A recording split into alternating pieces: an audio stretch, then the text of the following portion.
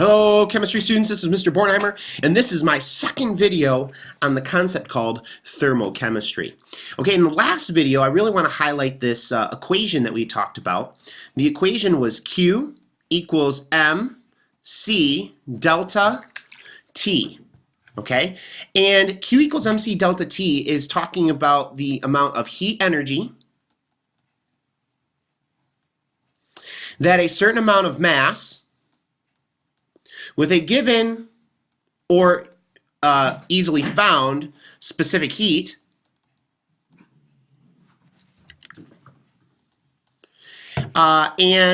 we can find that heat energy if we know the mass, specific heat, and its change in temperature.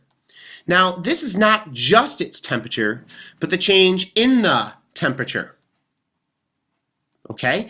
And this is an important distinction because the change in temperature means that it hasn't stayed the same. It has gone either from a low temperature to a high temperature or a high temperature to a low temperature, okay? And this temperature is measured in the all-amazing metric degrees Celsius. So we're not going to be using Fahrenheit like we do here in the United States. We're going to be using Celsius, which is easy enough. Now, another way to kind of think about this, this equation, so to speak, is in terms of specific heat. Okay, recall that a specific heat is the amount of energy, okay, needed to raise 1 gram of substance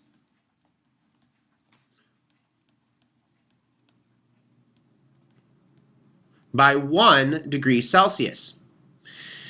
If this substance happens to be water, then we would say that that energy, or the heat energy, would be considered 1 calorie. Okay, so specific heat is actually very similar to a calorie, except that the calorie refers more to water, whereas specific heat, the idea of specific heat, is for any substance. For instance, gold has a specific heat of 0.13, and silver has a specific heat of like 0.24. Okay, so different substances have different specific heats. But if you're more curious about that, please check out my previous video. All right, so what we're going to do is we're going to look at this equation. Q, wow, that is a terrible Q. Q equals mc delta T. But we're going to also look at this equation in terms of specific heat. And to do that, we would move the m to the other side. Okay, so we would divide both sides by m and delta T. Okay, over here they cancel out. And we're left with this idea that C is equal to Q over M and over delta T. Okay, so this is specific heat. And this is, we can confirm this by looking at the units.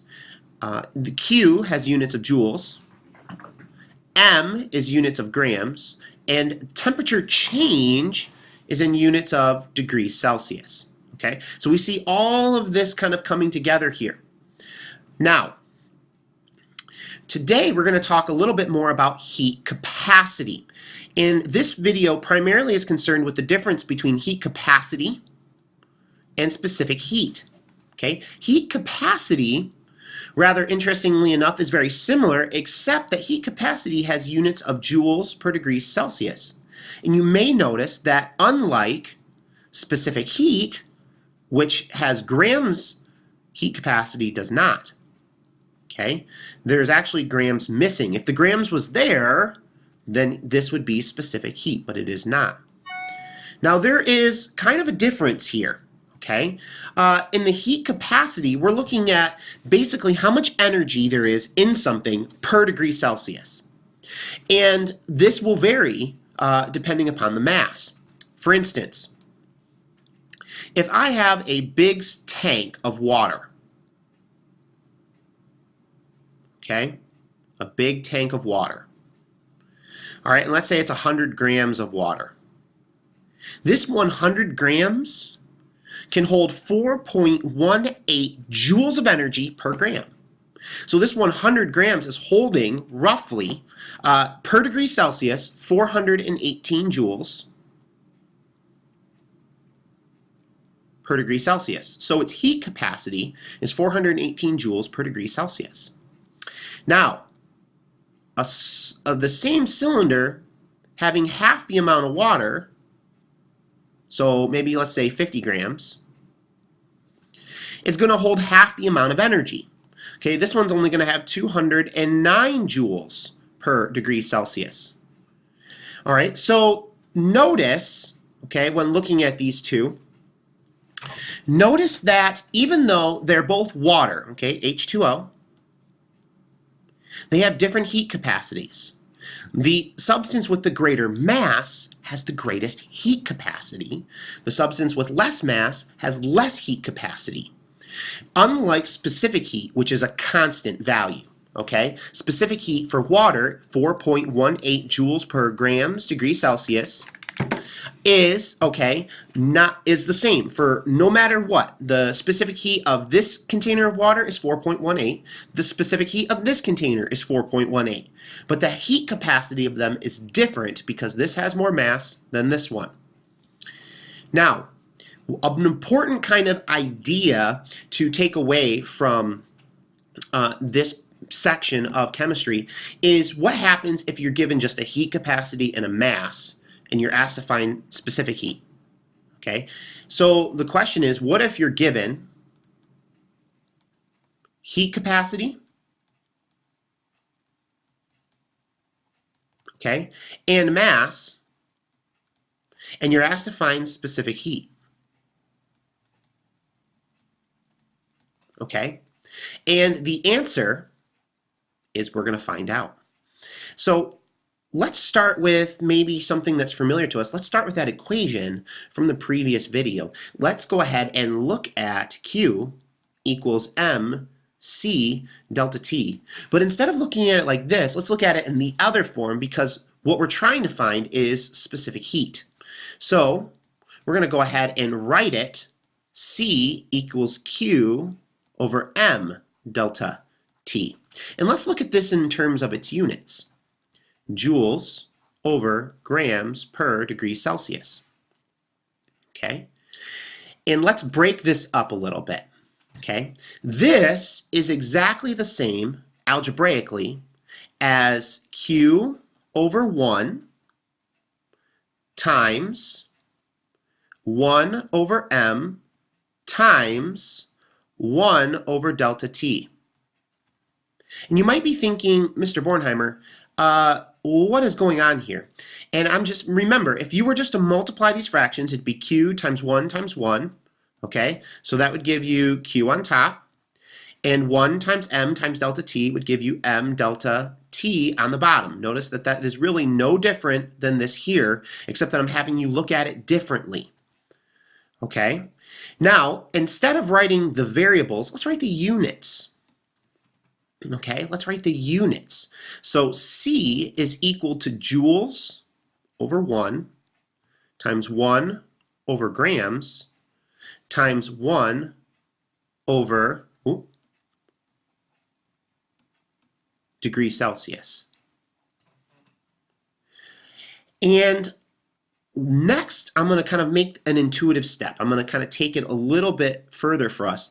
What would happen if I were to combine the first fraction and the last fraction? Okay, so we would see that C would become joules, but if you multiply this one by this one, it's joules over degrees Celsius times 1 over grams.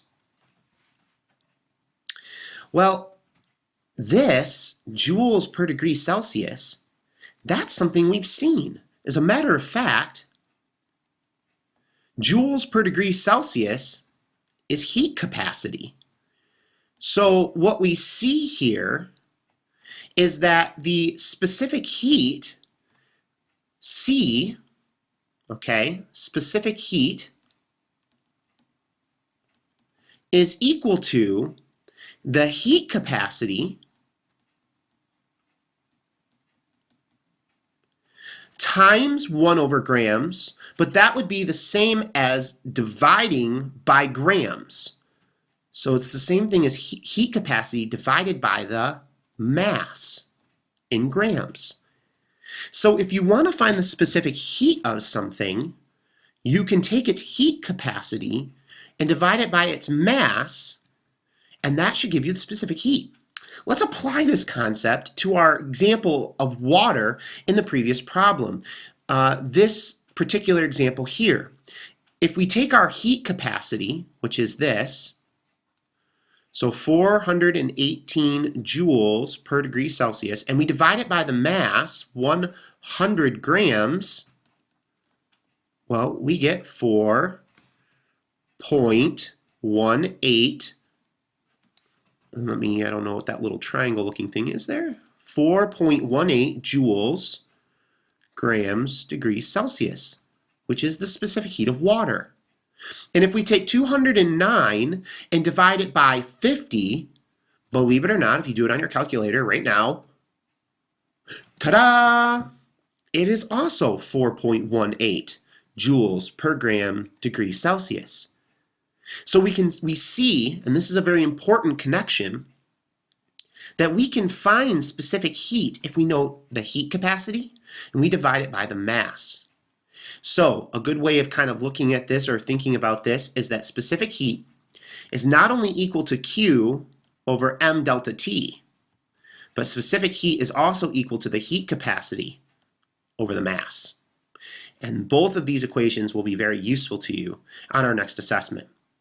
If you have any further questions, you can go ahead and ask them by going to bclassroom.com and submitting your question either in the homework question forum, link of which is on the right-hand side of the page, or by clicking on Contact in the top of the menu and going ahead and submitting a contact form that way. Thank you for watching, and I hope you have a great evening.